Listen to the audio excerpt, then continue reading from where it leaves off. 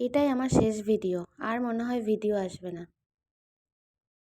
দাঁড়াও দাঁড়াও, শুনে যাও কেন কারণটা, মানে কথাটা বললাম, কারণটা তো শুনে যাও। এই বছরের এটাই আমার শেষ ভিডিও, কারণ আজ হলো 31 ডিসেম্বর, কালকেই তো 1 জানুয়ারি, আর 2024 পড়ে যাবে। তো এই 2023-এর এটাই আমার লাস্ট ভিডিও।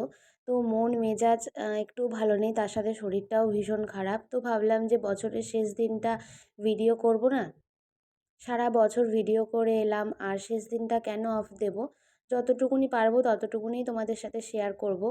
ওই জন্যই ভিডিওটা করা। জানি না সকাল থেকে স্টার্ট করেছি, কত দূর কী করতে পারবো।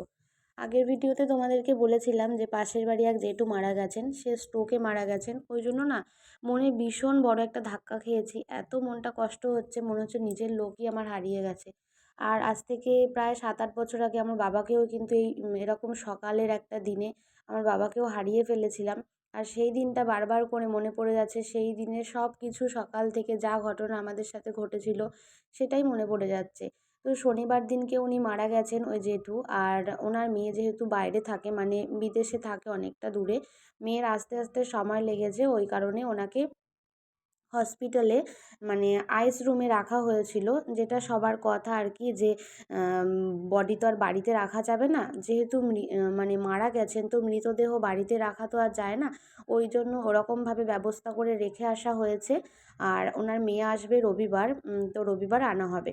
তো আমি এই ভিডিওটা রবিবারেই শ্যুট করছি সকাল থেকে। আর সকালে পিঠে বানিয়ে নিয়েছি, কেননা আগের দিনকে যেমন হাতে যন্ত্রণা, তারপর মাম্মাকেও মারধর হয়েছিল, ভীষণও একটু কথা শোনেনি, দুষ্টুমি করেছে, প্রচণ্ড দুষ্টুমি করেছে, না হলে তো আমি খুব একটা পেটাই না। আর আমারও বেকায়দা কোনোভাবে লেগে গেছে হয়তো শিরায় টান, সারা মানে সন্ধ্যে থেকে আমার রাত পর্যন্ত ব্যথা হয়েছে প্রচণ্ড, ভলিনি লাগিয়েও ব্যথা কমেনি, পরে গরম জল সেঁক করতে হয়েছিল। তো অনেক কিছু আর কি হয়ে গেছে, তার মধ্যে এরকম পাশের বাড়িতে এরকম একটা ঘটনা ঘটে গেছে, ওই জন্য মনটা আরও বেশি খারাপ।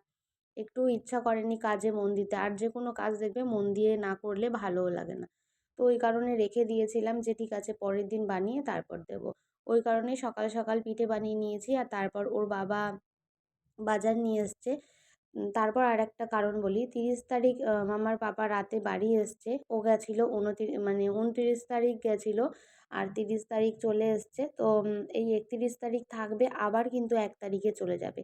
ওই জন্য মানে মনটা ঠিকঠাকই রাখতে পারছি না, যে এমনি মনটা ভালো নয়, তুমি আবার বছরের 1ম দিনই বাড়িতে থাকবে না, চলে যাবে। কোথায় একটু ছেলে মেয়ে সবাইকে নিয়ে একটু কোথাও একটা যাওয়ার প্ল্যানিং ছিল, যে এক জায়গায় যাবো একটু ঘুরতে, 4 জনা মিলে একটু বাড়িতে খাওয়া দাওয়া হবে, এরকম একটা ব্যাপার। কিন্তু সেটা আর হবে না।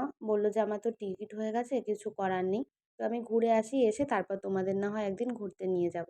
তো কাজের জায়গায় একদম প্রপারলি কিন্তু ও কাজটা করতে ভীষণ ভালোবাসে, আর ভালোবেসে কাজ করে আর কি। ওই কারণে আমি আর কিছু বললাম না। টিকিট হয়ে গেছে, কিছু করার নেই।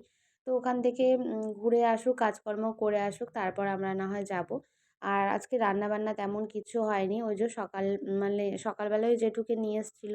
তারপর ওখানে একটু দাঁড়িয়েছিলাম, মনটাও আর ভালো লাগছিল না। তারপর বাজার ঘাট এনেছে, সবজি তো কিছু গোছানো হয়নি।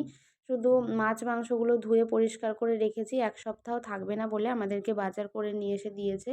আর আজকে শুধু রান্না করেছিলাম প্লেন মাংস, আলু দিয়ে একটা ঝোল আর ভাত। আর দুপুরে ওর বাবার পিকনিক আছে বন্ধুদের সাথে, ওই কারণে দেখা যাক রাতে কী করা যায়। তো আর ভিডিওটা শ্যুট করিনি, জাস্ট এইটুকুনি একটা ছোট্ট ভিডিও করেছিলাম, যে মিস দেবো একদিন একটা ভ্লগ, ওই কারণেই ভাবলাম ছোট্ট একটা ভিডিও করে তোমাদের সামনে দিই, এই কারণেই। তো চলো টাটা।